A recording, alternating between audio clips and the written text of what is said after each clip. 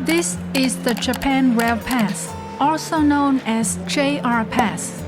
For a very long time, it has been an effective tool to help visitors save money when traveling in Japan. Until October 1st, 2023, when its price went up by a lot, 69%. That really brought up several questions. Is it still worth buying the JR Pass? In other words, can it still help you save money when traveling in Japan? When do you need it and when do you not need it? Let's try to find the answers to these questions as we check out the top 5 most important updates, the before and after the update of the JR Pass that you need to know. This video is not sponsored. If you find it helpful, give me a thumbs up and consider subscribing to my channel to help me continue to make videos like this. I really appreciate it. Now, let's dive right in. First of all, here are some background information about the JR Pass, which will remain the same even after the update. The JR Pass is a ride-all-you-can kind of ticket that is accepted by all companies of the Japan Railways Group.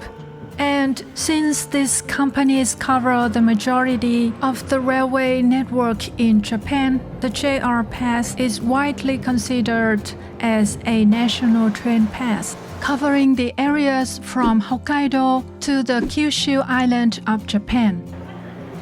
So if you have this JR Pass, you can get on almost all of the JR trains, JR buses, and JR ferry as many times as you want within a period of time. They have the pass available in 7 days, 14 days, and 21 days for both ordinary pass and the more expensive Green Pass. This JR Pass is only available to foreign visitors to Japan and some Japanese citizens residing abroad with some conditions. It's not available to Japanese or foreigners living in Japan. In order to get this pass, you need to have the temporary visitor visa. If you have other types of visa like study or work, you cannot buy this pass.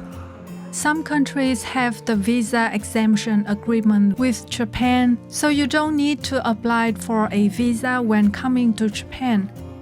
So instead of the visa stamp, they will look for this landing permission stamp that says temporary visitor on your passport. This is what you get at the immigration check at the airport in Japan. And if you don't have it, you won't be able to get the JR Pass. So make sure you get this stamp at the airport, and also make sure you don't lose the JR Pass because it will not be reissued if you lose it. Now moving on with the updates of the JR Pass.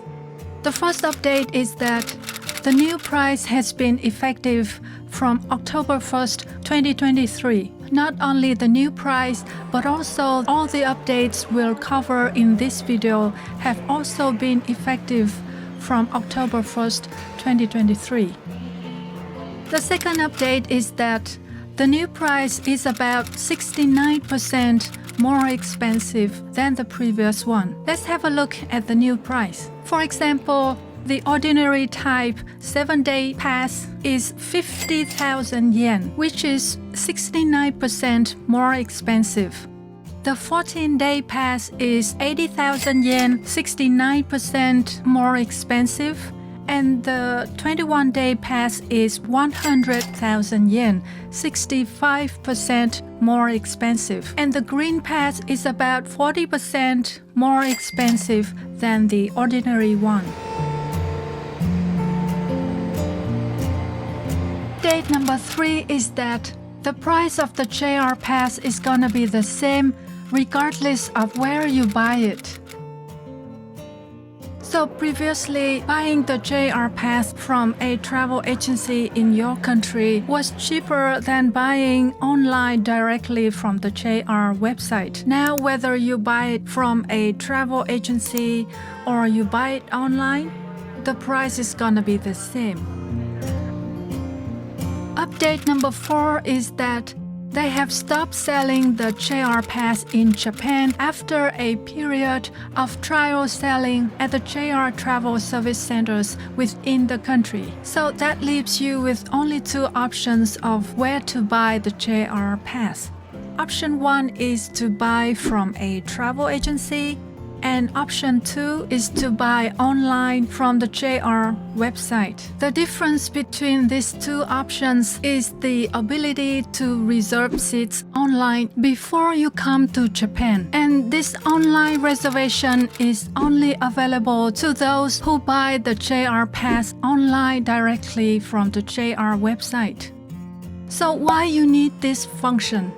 The JR Pass itself does not warranty a seat on an express train or Shinkansen. You need to use the pass to reserve a seat. So this online reservation of the JR Pass is especially useful when you travel during peak seasons because it helps you secure a seat well in advance.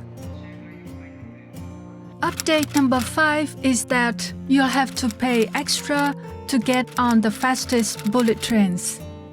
So previously, JR Pass holders couldn't get on the Nozomi and the Mizuho, which are the two fastest bullet trains in Japan. Now, they make it possible for you to board those trains, but with an extra payment. For example, from Tokyo to Kyoto or Osaka, if you want to take the Nozomi Shinkansen, you'll have to pay an extra of 4,960 yen. Whereas if you take the Hikari Shinkansen, which is a slightly slower bullet train, you won't have to pay the extra. This extra payment varies depending on the distance. You can check out the details on their official website. So those are the 5 new things of the JR Pass that I think you should be aware of. Now the important questions are, when do you need the JR Pass and when do you not need it? With the new price, the JR Pass seems to be a lot less attractive to the majority of visitors. Previously, the total cost of a two-way trip from Narita Airport to Tokyo Station by the Narita Express, combined with a two-way trip from Tokyo Station to Kyoto Station by the Hikari Shinkansen, was already higher than the total cost of the JR Pass. Meaning, previously, if you plan to visit 3 locations, Tokyo, Kyoto, and Osaka, within 7 days, the JR Pass would be a money-saving option. Now, you have to travel to more places in order for the JR Pass to actually save you some money. For example, in addition to Tokyo, Kyoto, and Osaka, you need to add at least 2 more places to your itinerary. Let's say you add Hiroshima and Nagoya. Then your trips will look something like this. A two-way trip from Narita Airport to Tokyo, Tokyo to Hiroshima, Hiroshima to Osaka, Osaka to Kyoto, Kyoto to Nagoya, and Nagoya back to Tokyo. That will make the total cost of these trips roughly 49,000 yen. Adding in the cost of moving around within those cities, that will make the overall cost more than 50,000 yen. So if you plan to travel to all of those 5 cities in 7 days, it is cheaper to buy the 7-day ordinary JR Pass. But that is really an ambitious plan.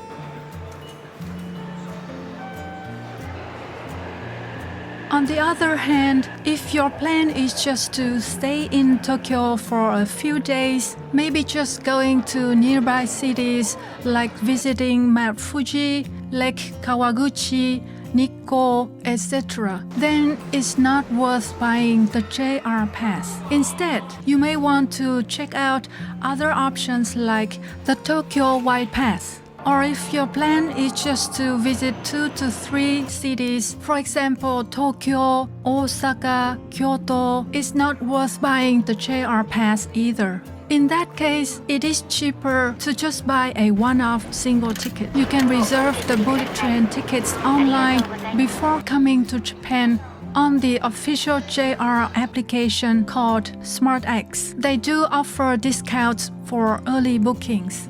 I've made a separate video about how to buy a Shinkansen ticket on this SmartX app, step by step. So check out the link in the description below to see how you can get the discounts and how to get the tickets after buying online.